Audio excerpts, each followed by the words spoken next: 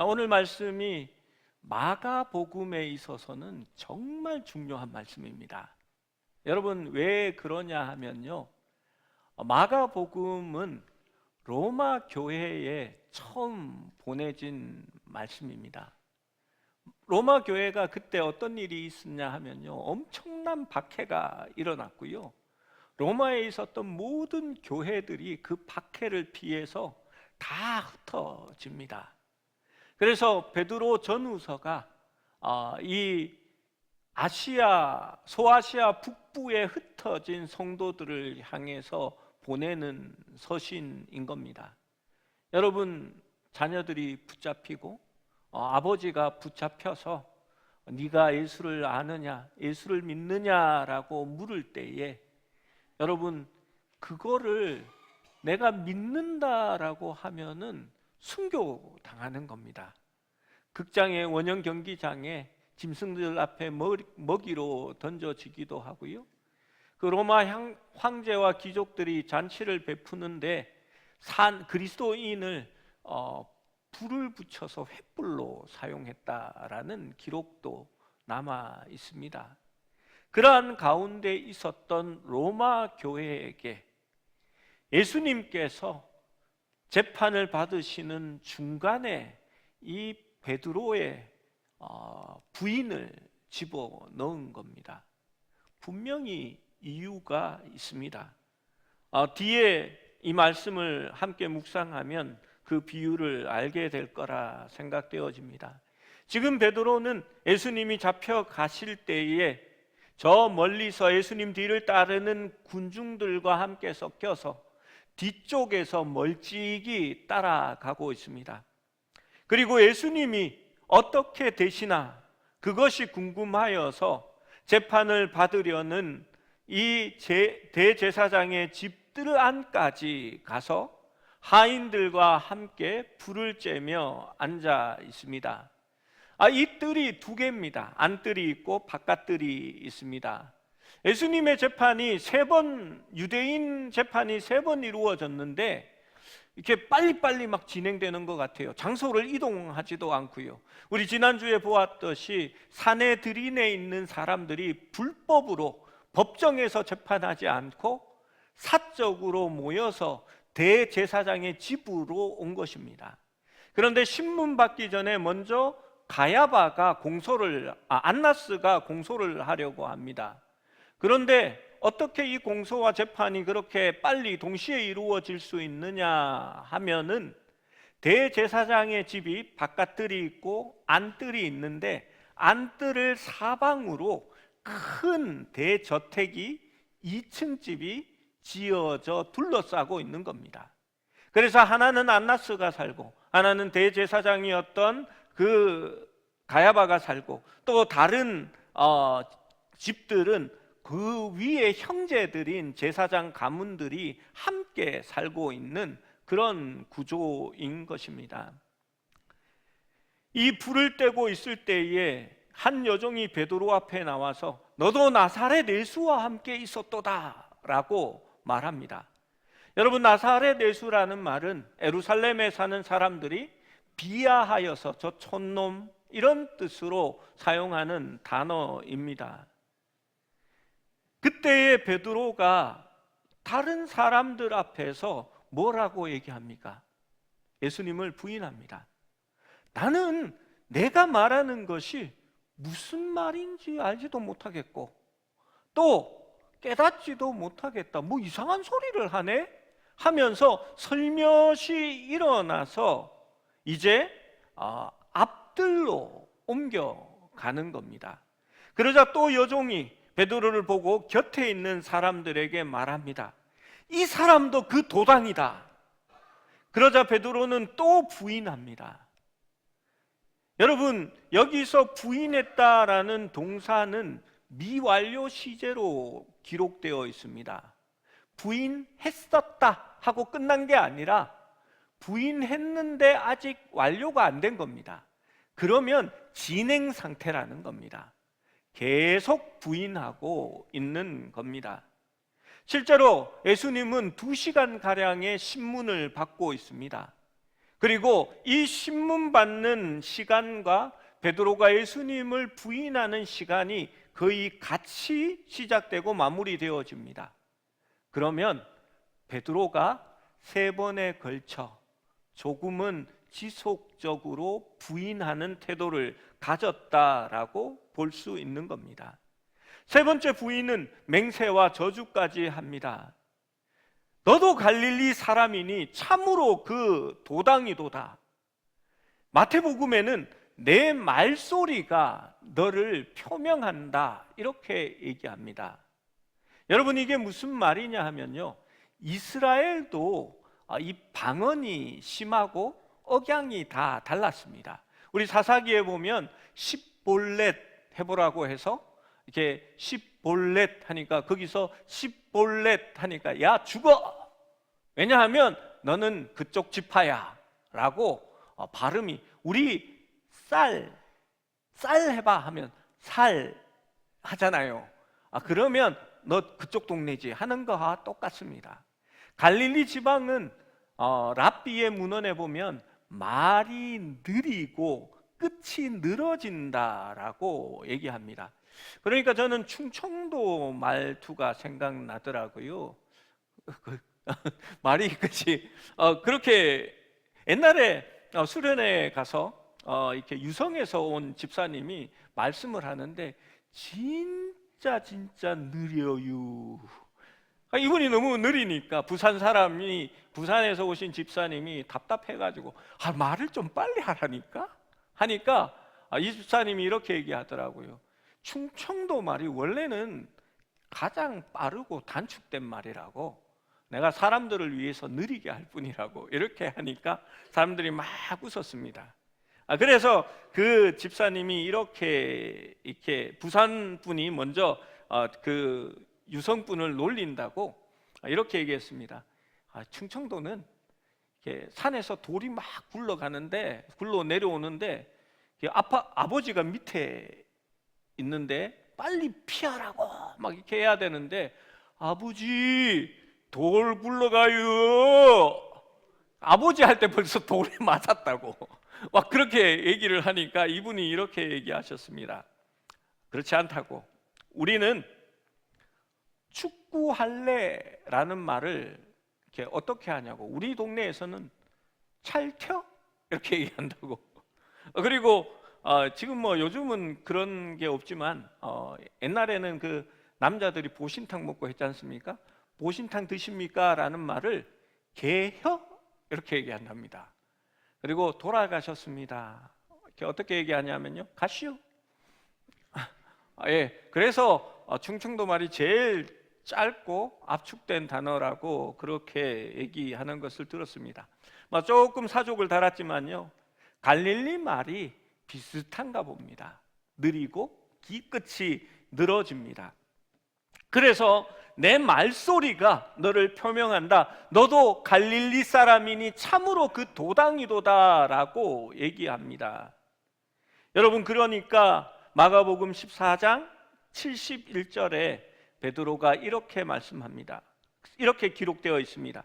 그러나 베드로가 저주하여 맹세하되 나는 너희가 말하는 이 사람을 알지 못하노라 하니. 여러분, 저주하여 맹세했다라고 말합니다. 내가 정말 이 사람을 알면 하나님 앞에 벌을 받아 마땅하다, 죽어도 된다, 그렇게 얘기한 겁니다. 진짜 모른다라고 말합니다. 베드로의 부인은 짧은 시간에 일어난 단순한 순간적인 실수가 아닙니다. 첫 번째는 여종이 말할 때 너무 놀라고 당황해서 그렇게 했다라고 양보할 수 있다 치더라도, 두 번째, 세 번째의 부인은 계획된 반응이고, 세 번째에는 맹세와 저주까지 하였습니다. 여러분, 이때 14장 72절에 성경이 이렇게 기록합니다. 우리 72절 말씀을 같이 읽어봅니다. 시작. 닭이 곧 두 번째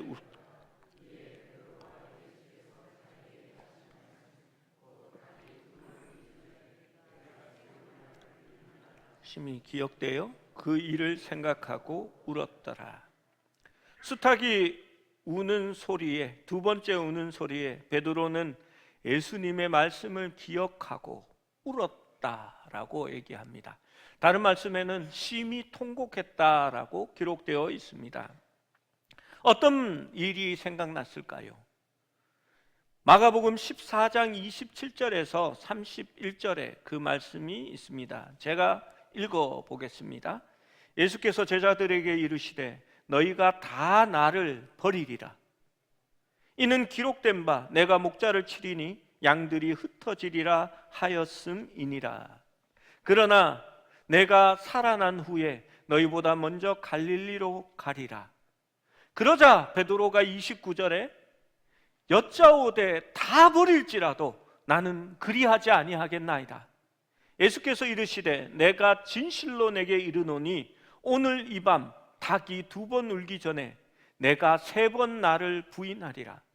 베드로가 힘있게 말하되 내가 주와 함께 죽을지언정 주를 부인하지 않겠나이다 하고 제자들도 이와 같이 말하니라 라고 기록되어 있습니다. 여러분, 그날입니다. 몇 날 전도 아니고 몇 시간 전입니다. 베드로는 너희가 다 나를 버리리라 라는 예수님의 말씀을 들었을 때에 자신 있었고 호언장담합니다. 그는 확신이 있었습니다. 감히 다른 제자들과 자신을 비교까지 하며 이 사람들이 다 버려도 나는 절대 그렇지 않습니다 라고 그는 이야기했습니다. 그때 예수님께서 다시 한번 말합니다. 내가 진실로 내게 이르노니. 여러분, 이 진실로가 들어가면요 좀 말씀이 심각해지는 겁니다. 어떨 때는요 2번 연거푸 예수님께서 진실로 진실로 너희에게 이르노니 라고 말합니다. 오늘 이 밤 닭이 2번 울기 전에 내가 3번 나를 부인하리라. 베드로는 다시 말합니다. 내가 주와 함께 죽을지언정 주를 부인하지 않겠나이다 라고 말했습니다. 여러분, 그랬던 베드로가 채 하루도 지나기 전에 여종들과 하인들 앞에서 굴복당했습니다. 죽어도 안 한다고 하더니 3번이나 예수님을 모른다라고 한 겁니다. 로마의 천부장이나 백부장 혹은 대제사장이 있어서 그런 것이 아니었습니다. 그는 자신을 알아보는 여종 앞에서 예수님을 부인했기에 더욱더 굴욕적이었을 것입니다. 왜 이런 일이 일어났을까요? 아마 마가복음을 처음 받았던 로마에 있는 성도들은 이것이 매우 심각한 문제입니다. 부인하면 살 수 있고, 부인하면 내 재산을 빼앗기지 않아도 되고, 예수님을 모른다 하면 그냥 그 자리에 머물러 있을 수 있습니다. 그런데 예수님을 안다, 나의 구주라 하면 그들은 죽임을 당하거나 밤에 야밤 도주를 해야 합니다. 모든 것을 버려두고 말입니다. 왜 이런 일이 일어났을까요? 정말 이것이 중요합니다. 베드로는 너무 자신이 있었습니다. 의지가 강했고 자신에 대한 확신과 믿음이 있었습니다. 우리는 이것을 자신감, 자만이라고 얘기합니다. 여러분, 믿음이 자기 확신은 아닙니다. 여러분, 자꾸 믿습니다, 믿습니다 하면서 내가 스스로 확신을 가지는 것을 믿음이라 착각할 때가 교회가 많습니다. 그런데 그건 자기 확신이지 믿음은 아닙니다. 믿음은 주님을 의지하고 주님이 하실 것을 기다리는 겁니다. 주님께서 말씀하셔도 베드로는 그럴 리 없다고 일축했습니다. 시험에 들지 않게 기도하라 하여도 그는 기도하지 않았습니다.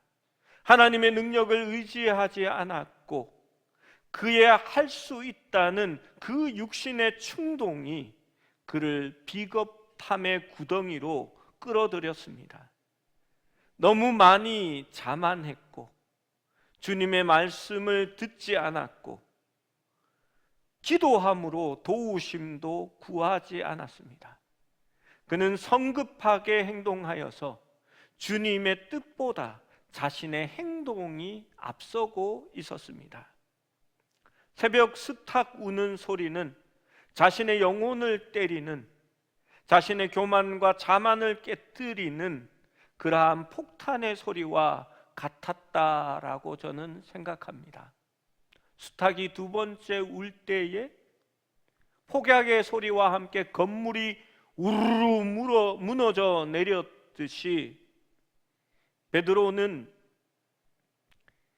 그의 자신감과 자신의 교만이 한꺼번에 무너져 내리고 말았을 것입니다.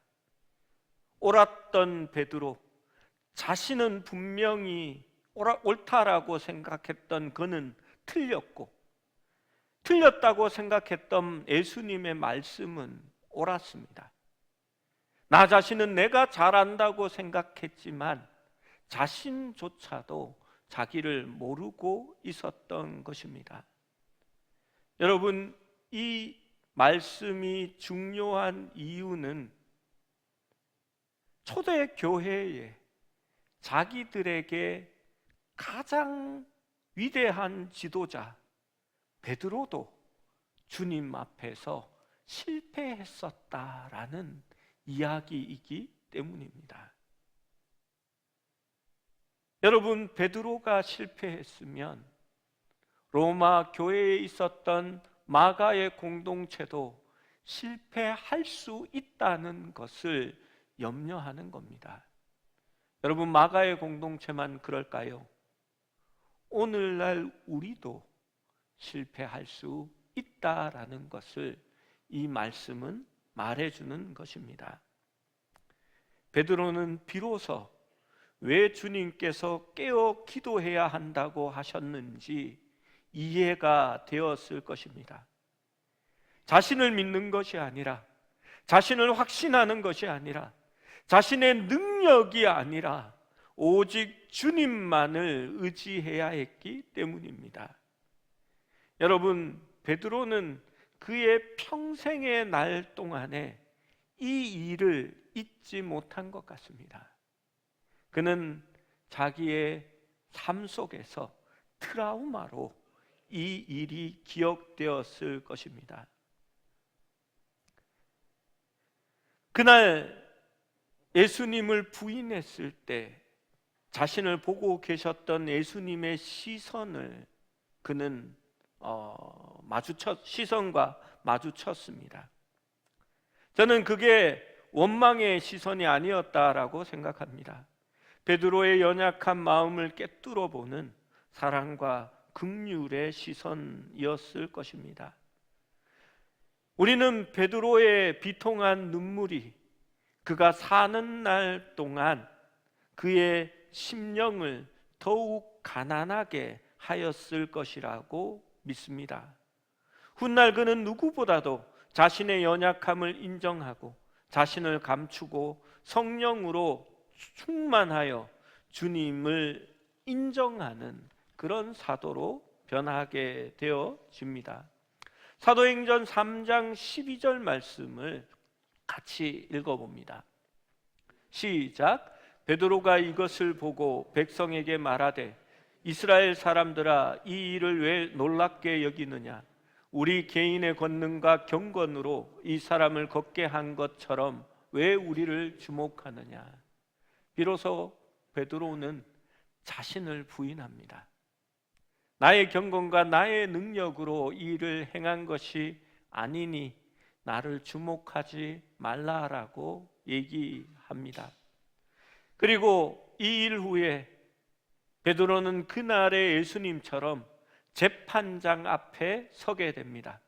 그리고 공공연하게, 아이러니하게 예수님을 재판했던 그 무리들이 그의 앞에 다 모여 있습니다. 사도행전 4장 5절 6절 말씀입니다. 제가 읽어보겠습니다. 이튿날 관리들과 장로들과 서기관들이 예루살렘에 모여 있는데 대제사장 안나스와 가야바와 요한과 알렉산더 및 대제사장의 문중이 다 참여하여라고 기록합니다. 이 사람들의 이름이 바로 예수님을 재판했던 그 사람들의 이름입니다. 그런데 이제 베드로는 과거의 실수를 되풀이하지 않습니다. 그는 깨어 있었습니다. 성령으로 충만하여져서 시험을 맞이하게 됩니다. 8절 말씀에 사도행전 4장 8절에 이렇게 말씀합니다. 함께 읽습니다. 시작. 이에 베드로가 성령이 충만하여 이르되 백성의 관리들과 장로들아. 베드로는 깨어 있었습니다. 성령으로 충만하여져 있었습니다. 그는 자고 있지 않았습니다. 여러분, 성령의 충만함이 무엇입니까? 많은 교회들이 이것들을 잘못 생각합니다. 성령의 충만함은 예언이나 방언이나 능력을 가지는 것이라고 생각합니다. 여러분, 그렇지 않습니다. 성령의 충만함은 나의 소욕을 죽이고 성령의 소욕이 나를 사로잡아 움직이게 하는 것이 성령의 충만함입니다. 내 안에 나보다 그리스도가 승리하는 것이 성령의 충만함입니다. 김명식 씨의 승리라는 노래가 있습니다. 제가 예전에 소개해 드린 적이 있는데요. 많고 많은 말, 하고 싶은 말 온전히 억누르고 내 안에 주님께서 말씀하게 하는 것, 그것이 승리라네. 여러분, 내가 자신 있어 하고 나의 능력을 의지하고 나는 절대 그러지 않겠노라라고 얘기하지만 스스로를 의지하는 자는 다 넘어지고 말 것입니다. 너희가 잡혀가고 재판장 앞에 서며 사람들이 너희를 핍박하고 거스릴 때에 염려하지 말아라. 하나님의 성령이 너희에게 말할 바를 가르쳐 줄 것이다 라고 예수님은 말씀하셨습니다. 베드로는 성령이 충만하여 그들 앞에 섰습니다. 그리고 사도행전 4장 10절에서 13절은 이렇게 말씀합니다. 제가 빨리 읽어보겠습니다. 너희와 모든 이스라엘 백성들은 알라. 너희가 십자가에 못 박고 하나님이 죽은 자 가운데서 살리신 나사렛 예수 그리스도의 이름으로 이 사람이 건강하게 되어 너희 앞에 섰느니라. 이 예수를 너희 건축자들의 버린 돌로서 집 모퉁이의 머릿돌이 되었느니라. 다른 이로서는 구원을 받을 수 없나니 천하 사람 중에 구원받을 만한 다른 이름을 우리에게 주신 일이 없음이라 하였더라. 그들이 베드로와 요한이 담대하게 말함을 보고 그들을 본래 학문 없는 범인으로 알았다가 이상히 여기며 또 전에 예수와 함께 있던 줄도 알고 라고 기록합니다. 베드로는 부인하지 않았습니다.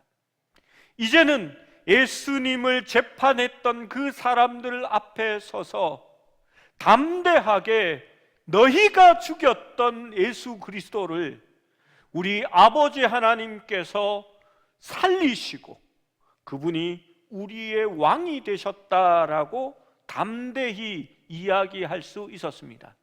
그러자 이 사람들이 전에 예수와 함께 있었던 자인지 알았다라고 기록합니다. 나는 그 도당이 아니다라고 부인했던 모습과 이제 달라져 있습니다.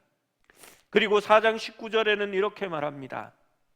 함께 읽습니다. 시작. 베드로와 요한이 대답하여 이르되 하나님 앞에서 너희의 말을 듣는 것이 하나님의 말씀을 듣는 것보다 옳은가 판단하라.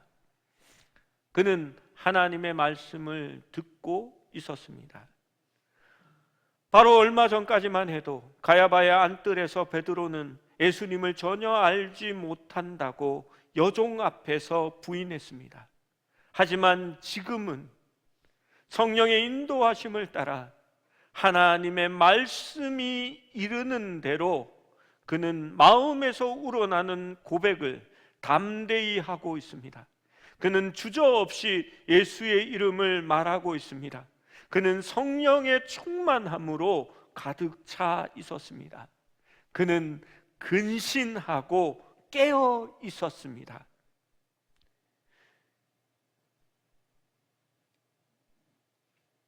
그는 말씀에 귀를 기울이고 기도하며 자신을 믿지 않고 하나님을 신뢰하는 법을 배우게 된 것입니다. 여러분, 그것이 우리가 승리할 수 있는 비결입니다. 누구도 내가 할 수 있다라고 생각할 때에 그때의 교만이 틈타는 겁니다. 여러분, 유대교회를 섬기다가 로마에서 성도들을 섬겼던 베드로는 이렇게 마지막 유언과 같은 말을 남깁니다. 베드로 전후서는 베드로가 감옥에 갇혀서 흩어진 로마 교인들에게 보냈던 마지막 편지입니다. 베드로전서 5장 8절에서 9절 말씀을 함께 읽습니다. 시작. 근신하라 깨어라 너희 대적 마귀가 우는 사자같이 두루다니며 삼킬 자를 찾나니 너희는 믿음을 굳건하게 하여 그를 대적하라. 이는 세상에 있는 너희 형제들도 동일한 고난을 당하는 줄을 알미라. 이 말씀이 베드로가 한 말일까요? 아닙니다. 예수님께서 베드로에게 하셨던 말씀입니다. 시험에 들지 않게 깨어 기도하라. 베드로는 그것을 척추의 한으로 삼고 그 말씀대로 살아가려고 했던 겁니다. 그의 앞에 많은 고난과 환난과 박해가 다가왔고 그도 예수님처럼 심판대 앞에 서는 날이 많았을 것입니다. 그는 예수님을 부인하지 않고 예수님을 인정하다가 감옥에까지 와 있습니다. 그리고 그의 사랑하는 성도들에게 다시 예수님의 그 부탁을 다시 옮겨주고 있는 겁니다. 근신하라, 깨어 있으라. 여러분, 이 말의 의미가 무엇인지 아시겠지요? 우리의 대적 마귀가 우는 사자같이 두루다니며 삼킬 자를 찾고 있다라고 얘기합니다. 여러분, 사자가 지금 교회당 안을 돌아다니면서 삼킬 자를 찾고 있으면 여러분 절대 졸고 있는 사람이 없을 겁니다. 여러분 절대 이렇게 마음을 푹 놓고 늘어져서 될 대로 되라지 할 분이 없을 겁니다. 마귀가 그렇게 우리를 삼키려고 하고 있으니 깨어 있으라, 근신하라, 시험에 들지 않도록 기도하라라고 베드로는 부탁하고 있는 것입니다. 말씀을 맺습니다. 여러분, 성경은 절대 위인전이 아닙니다. 성경 안에서 우리가 본받아야 할 인물이 하나도 없습니다. 우리가 역대하를 바라볼 때에 제대로 된 왕 한 명을 만났으면 좋겠다 했지만 그들 중에 제대로 된 왕이 하나도 없습니다. 여러분, 우리가 사사기의 말씀도 본 적이 있습니다. 사사기에는 형편없는 하나님의 사람들이 그곳에 기록되어져 있었습니다. 여러분, 성경에는 실패한 사람들로 가득 차 있습니다. 왜냐하면 그것이 모든 사람의 한계이고 우리가 죄인이며 다 치우쳐서 그릇 행할 수밖에 없는 사람들입니다. 바울은 고백합니다. 오호라, 나는 공고한 사람이로다. 누가 이 사망의 몸에서 우리를 구원할꼬? 여러분, 그러나 바울은 말합니다. 생명의 성령의 법이 죄와 사망의 법에서 우리를 구원하였다. 그렇습니다. 우리로는 이길 수 없습니다. 그러나 우리가 근신하여 깨어 하나님께 기도하고 성령의 도우심을 구하면 주님 안에서 우리는 승리할 수 있습니다. 성경을 보십시오. 사람들이 언제 넘어집니까? 나라를 구하고 승리하면 넘어집니다. 그들은 교만하여집니다. 자신을 의지합니다. 하나님을 구하지 않습니다. 그러면 곧 넘어집니다. 여러분, 하나님을 구하고 그의 얼굴을 바라며 하나님의 도우심을 간구할 때에 성경에 나타난 보잘것없는 사람들은 위대한 사람으로 다시 서게 되는 겁니다. 베드로는 말이 앞섰고 말씀보다 행동이 앞섰고 늘 자신감에 차 있었지만 그가 진정으로 승리할 때는 자기의 부족함을 깨닫고 자신을 부인하며 하나님의 능력이, 하나님의 성령이 이 모든 것을 행하신다라는 것을 인정할 때 그는 승리할 수 있었습니다. 우리 하나님은 뼈아픈 부인과 실패를 치유하시고 우리를 바로 세우기 원하십니다. 그는 은혜의 하나님이며 두 번째, 세 번째 기회의 하나님이십니다. 사랑하는 여러분, 실패를 딛고 회복하시기를 축원합니다.